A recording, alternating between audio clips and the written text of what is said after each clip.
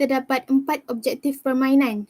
Yang pertama, melahirkan pemikiran ketua yang kreatif dalam membuat keputusan. Yang kedua, membolehkan seseorang itu dapat bertindak dengan cepat dalam berfikir. Dan yang ketiga, membentuk seseorang itu menjadi seorang ketua yang mampu bertoleransi dengan bawahannya. Dan yang terakhir, ketua yang dapat memberi arahan yang baik dan bernas untuk menyelesaikan sesuatu masalah dalam sesebuah organisasi.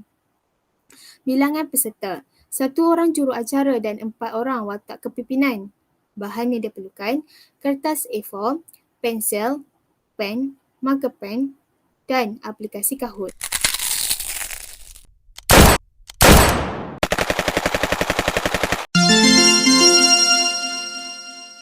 Cara permainan. Permainan ini mempunyai watak pemimpin yang terdiri daripada pelbagai jenis karakter pemimpin iaitu kepimpinan autokratik, perundingan, demokratik atau partisipatif dan laissez-faire. Tingkah laku terbaik dan yang sepatutnya bagi seorang pemimpin itu ditentukan oleh pemain itu sendiri. Permainan ini dapat dimulakan apabila juruacara menunjukkan lukisan orang lidi yang sedang susah hati. Juruacara meminta agar setiap watak pemimpin untuk melukis penyelesaian masalah bagi pekerja mereka tersebut. 3 minit diperuntukkan bagi setiap pemain untuk menyelesaikan lukisan dan masalah mereka. Berdasarkan pengetahuan dan karakter pemimpin masing-masing, setiap pemain perlu membentangkan penyelesaian yang telah difikirkan dan dilukis. Kepimpinan autokratik ialah pemimpin yang percaya bahawa pekerja tidak rajin, tidak boleh dipercayai atau dikenali sebagai pemimpin yang mengamalkan kuku besi. Manakala, kepimpinan perundingan ialah seorang pemimpin yang boleh bertoleransi dengan bawahannya. Kepimpinan demokratik atau partisipatif ialah pemimpin yang melibatkan pekerjanya dalam proses membuat keputusan. Di samping, kepimpinan laissez-faire ialah seorang ketua yang lebih gemar memberi kebebasan penuh kepada pekerja untuk membuat keputusan atau mengambil satu tindakan. Permarkahan 10 markah pertama akan diberikan kepada pemain yang berjaya menyelesaikan masalah orang lidi tersebut dengan baik. Penambahan markah bagi setiap pemain diteruskan dengan menjawab 10 soalan Kahoot mengenai kepimpinan dengan betul. Permainan ini dapat ditentukan pemenangnya jika salah seorang watak pemimpin berjaya mendapat markah tertinggi. Ready, fight! Baiklah, kita akan mulakan permainan kita. Cuba anda lihat orang lidi ni. Okey, kenapa dengan orang lidi ni? Bayangkan orang lidi ni merupakan pekerja anda sebagai seorang ketua atau pemimpin. Apakah tindakan yang akan anda ambil? Jadi, 3 minit masa diberikan untuk anda selesaikan masalah orang lidi ini. 3 minit akan dimulakan daripada sekarang.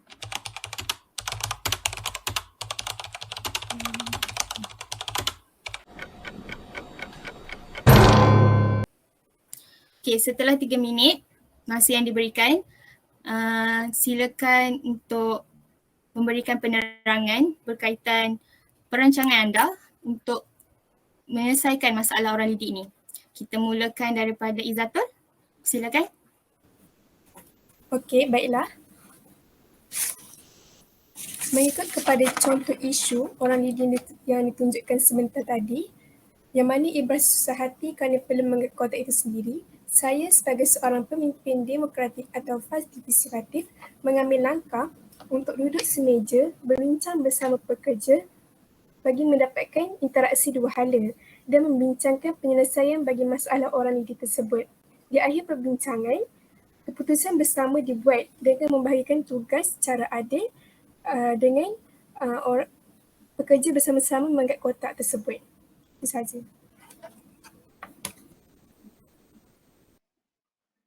Okey, baiklah. Kita teruskan dengan penyelesaian oleh Syazwan. Okey, seterusnya saya akan menerangkan contoh sebagai ketua yang gaya laser prime. Situasinya lebih kurang macam ni. Macam dalam gambar yang saya lukis ini, terdapat satu mesyuarat yang diadakan untuk staf tinggi syarikat. Dalam mesyuarat tersebut, ada seorang pegawai tertinggi memberitahu kepada bos yang ada seorang stafnya mengadu padanya yang dia penat mengangkat kotak barangan sendirian kerana banyak kerja lain lagi yang dia perlu buat. Seterusnya bos itu menjawab, itu urusannya, awak buat kerja awak, jangan sibuk dengan urusan dia. Jadi itulah gaya ketua yang menyifatkan laser prime. Terima kasih. Terima kasih. Jadi kita teruskan dengan Adi untuk penerangan bagi penyelesaian orang lidi tersebut. Okey, terima kasih kepada Nuraini Zulaika. Di sini saya menerangkan sistem autokratik ataupun autokrat yang menunjukkan pemimpin itu memerintah mengikut dirinya sendiri tanpa fikir keburukan orang. Di sini adalah contoh situasi.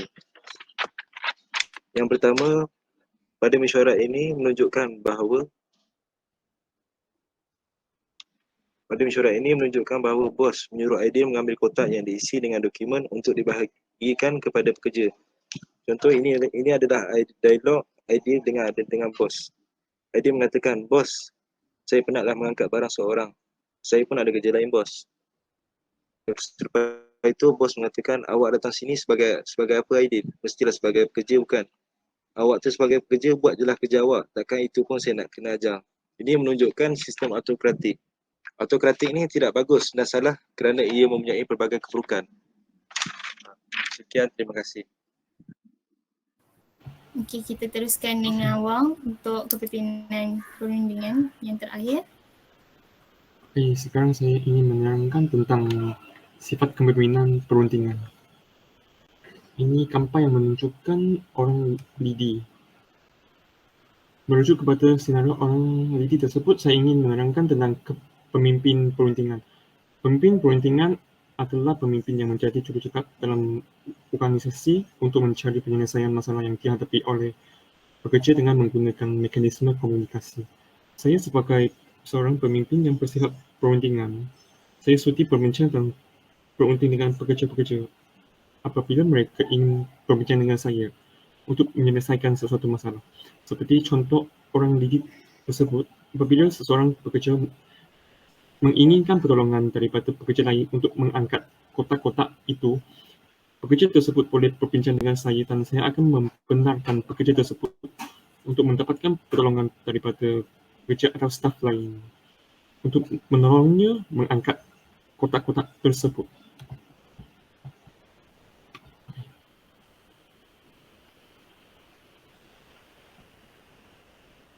Ini adalah penerangan saya. Baiklah, terima kasih Wang. Baiklah, setelah mendengar setiap penerangan yang diterangkan oleh watak kepimpinan, merujuk kepada objektif permainan kita, penyelesaian yang dilakukan oleh kepimpinan demokratik dan perundingan lebih baik kepada pekerja tersebut. Jadi, kepimpinan demokratik dan perundingan akan memperoleh 10 markah, manakala kepimpinan yang lain iaitu autokratik dan fair akan mendapat 7 markah sahaja. Baiklah, untuk mencapai objektif pemimpin yang berpengetahuan luas, anda diminta untuk meneruskan dengan menjawab soalan Kahoot. 10 soalan Kahoot diperuntukkan kepada anda. Baiklah, kita akan berikan link kepada anda. Sila jawab soalan tersebut. Mana link? Masuk.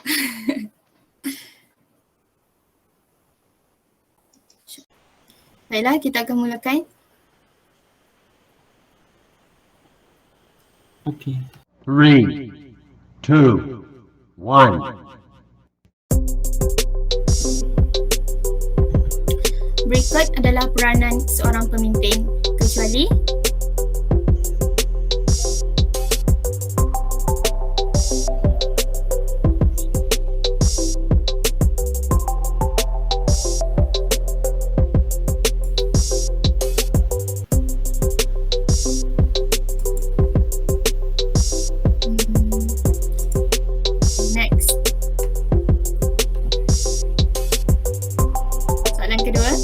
Di bawah adalah jenis-jenis pemimpin kecuali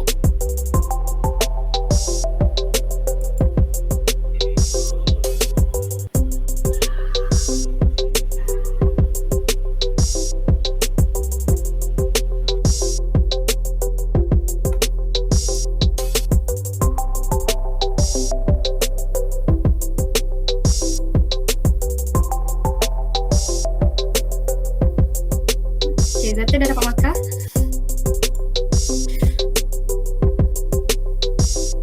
Okay, soalan ketiga. Berikut adalah gaya kepimpinan pemimpin kecuali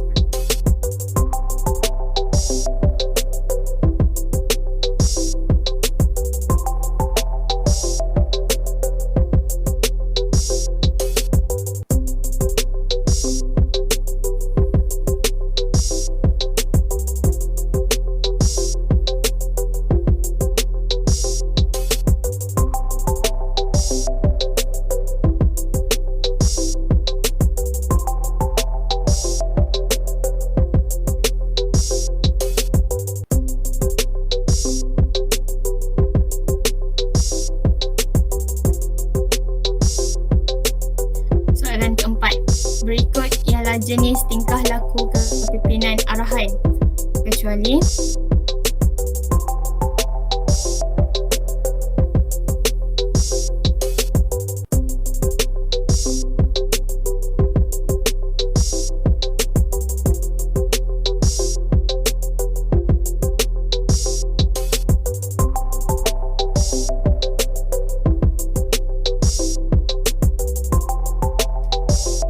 soalan kelima. Berikut ialah jenis tingkah laku kepimpinan yang menyokong kecuali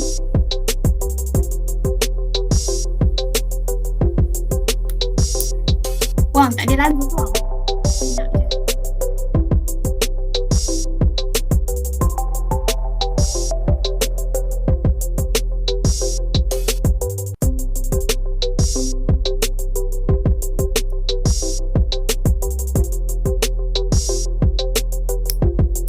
Soalan keenam. Di bawah adalah unsur-unsur kepimpinan berwawasan kecuali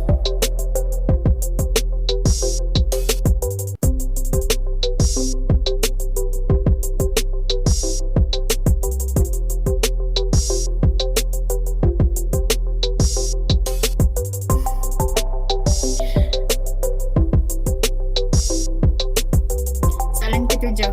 Berikut merupakan elemen kepimpinan keusahawanan kecuali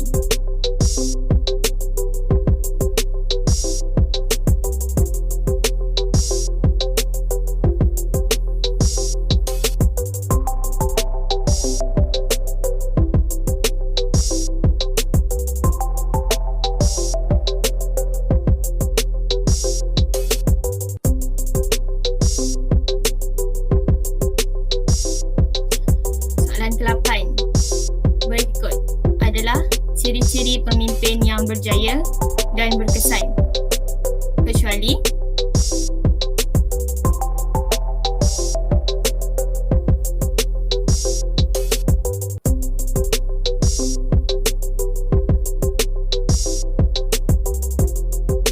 harga diri.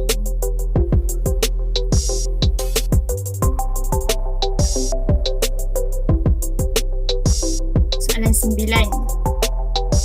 Mana satu bukan kepimpinan?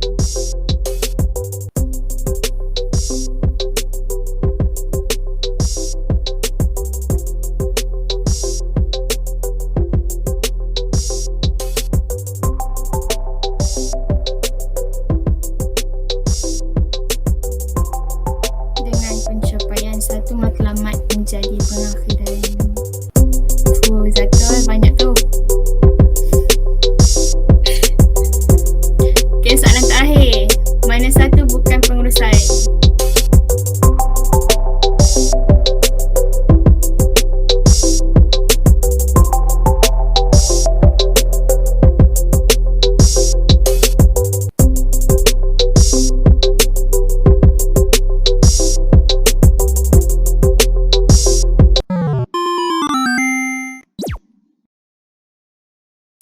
Siapa menang?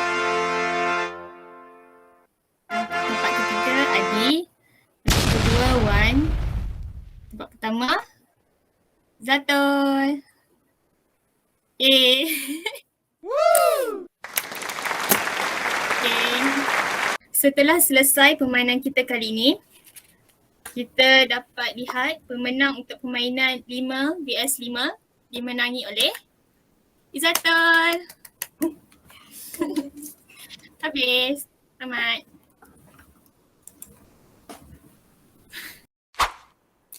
Hasil pembelajaran. Permainan ini dapat melatih para pemain untuk menerapkan leadership skills dalam diri mereka ketika menghadapi masalah. Sebagai seorang usahawan, kita hendaklah mempunyai kemahiran berkepimpinan agar dapat melahirkan pemikiran ketua yang kreatif dalam membuat keputusan di samping membolehkan seseorang itu dapat bertindak dengan cepat dalam berfikir. Selain itu, kemahiran kepimpinan membentuk seseorang itu menjadi seorang ketua yang mampu bertoleransi dengan bawahannya. Saling bekerjasama dalam mencari punca masalah perlu dilaksanakan agar masalah segera dapat diselesaikan. Hal ini kerana dengan wujudnya kerjasama dan saling berkomunikasi, kita dapat mengatasi segala masalah dan cabaran yang dihadapi selagi kita bersatu dan kita bekerja secara kolektif.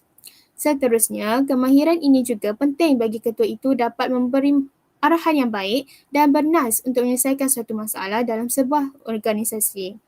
Secara keseluruhannya, seorang usahawan itu hendaklah mempunyai kemahiran kepimpinan dalam diri mereka kerana kemahiran ini merupakan satu kemahiran yang amat penting bagi memudahkan segala perkara yang ingin mereka laksanakan sebagai seorang ketua untuk sebuah organisasi.